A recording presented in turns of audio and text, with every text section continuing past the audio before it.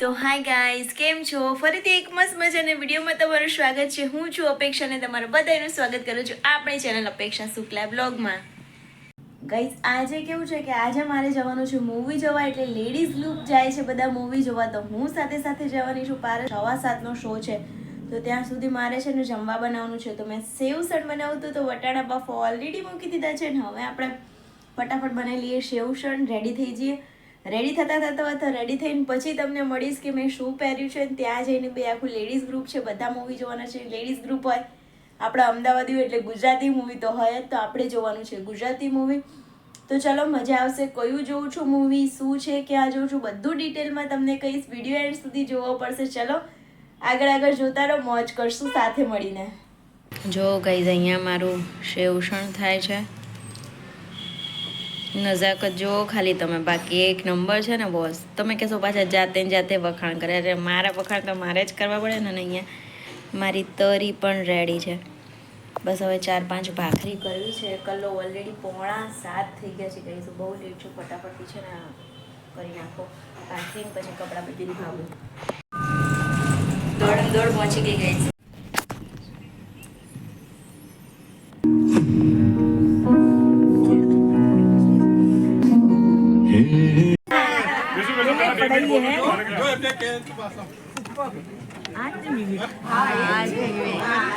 Sir एक बार तुम्हें जोरदार तालियों पाड़ी दो वीडियो का.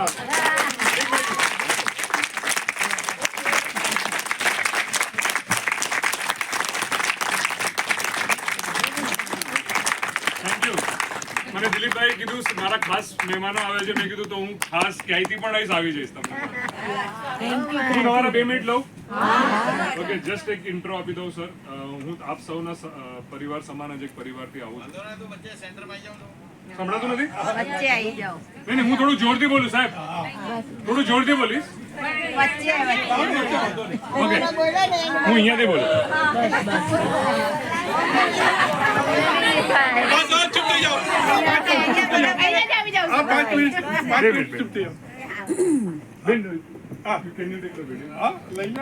જો હું આપ સૌના પરિવાર સમાન જ એક પરિવારથી આવું છું. મારા ફિલ્મ ઇન્ડસ્ટ્રીના બેકગ્રાઉન્ડથી કોઈ જ નથી.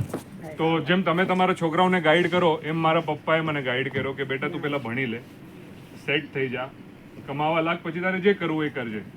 તો મેં પેલા સીએ કર્યું, હું ચાર્ટર્ડ એકાઉન્ટન્ટ. પછી હું સેટ થયો. ક્યાં સેટ થયો? હું ટોરોન્ટો સેટ થયો, કેનેડા રહું છું. છેલ્લા 6 વર્ષથી મુંબઈનો છું, પણ છેલ્લા 6 વર્ષથી ત્યાં છું. અને સેટ થયો, ઘર બધું સેટલ થયું. પછી આ બધું કરતા 15 વર્ષ મેં નાટકો કર્યા all over world, US, Canada, Dubai, London, Canada, બધે નાટકો કર્યા. અને સાથે સાથે ગુજરાતીમાં તમે નહીં જોયો હોય કેમ કે મેં હિન્દી વધારે કર્યા. તો મુંબઈનો હતો ને, મને ત્યાંના નાટકો મળતા. તો કેનેડામાં લાસ્ટ 6 વર્ષથી અમે નાટકો કરતા ને ઈ જ ટીમે મળીને, હરીન સર જે છે ને રાઇટર ડિરેક્ટર, એ વર્ષોનો અનુભવ છે એમને, બહુ સરસ. એમના ઘણા નાટકો તમે અમદાવાદમાં જોયા હશે. તો એમની સાથે મળીને અમે આ પિક્ચર બનાવ્યું છે.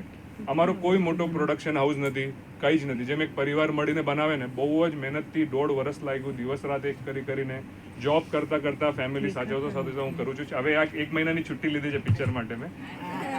પણ હું દિવસના જોબ કરતો, રાતના કામ કરતો. તો અહીંયા હોત તો રાતના કામ કરતો ને દિવસમાં જોબ, જે કેનેડાના ટાઈમ પ્રમાણે. તો આ બધી અહીંયા આવી રીતના પહોંચ્યો છું.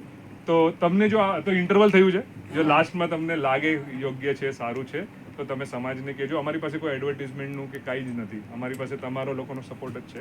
તો તમને તમે વિલન તરીકે કામ ના કરશો, બહુ હેન્ડસમ છો.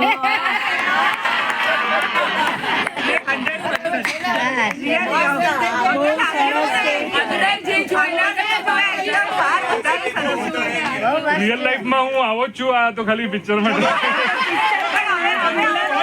અને હજી બનીશ.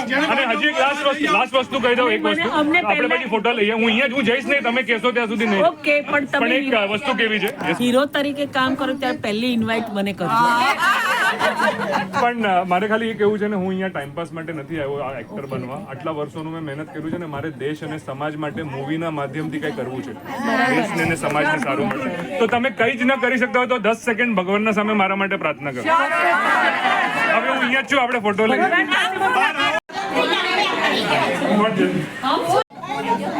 બેસી જાઓ એક જણ પાડી દે તો અહીંયા જ પાડું ને હા ભાઈ બધા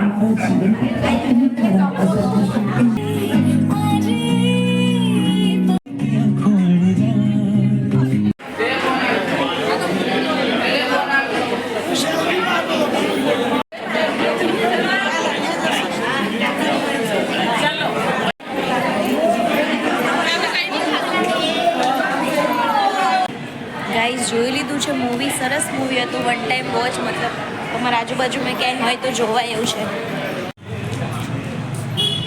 ઘરે આવી ગઈ 9 સેવસણ ખાવા બેઠી છું. પાછી કપડાં બી ચેન્જ કરી લીધા છે ને કપડાં ચેન્જ કરીને બેસી ગઈ છું જમવા. મૂવી મતલબ એક પર જોવાયું. મસ્ત મજાનું મૂવી હતું અને એનો હીરો બી આવ્યો હતો વચ્ચે કંકરવલમાં. તો મજા આવી ગઈ. બધાએ ફોટો વોટો ને એવું શૂટ કર્યું. મારી સાથે બી થોડી વાર વાતચીત કરી શૂટ પર જો આમ તેમ. તો મજા આવી ગઈ. તો ચલો કાલે પાછા મળશું ફરી એક મસ્ત મજાના ન્યૂ શો. Bye bye.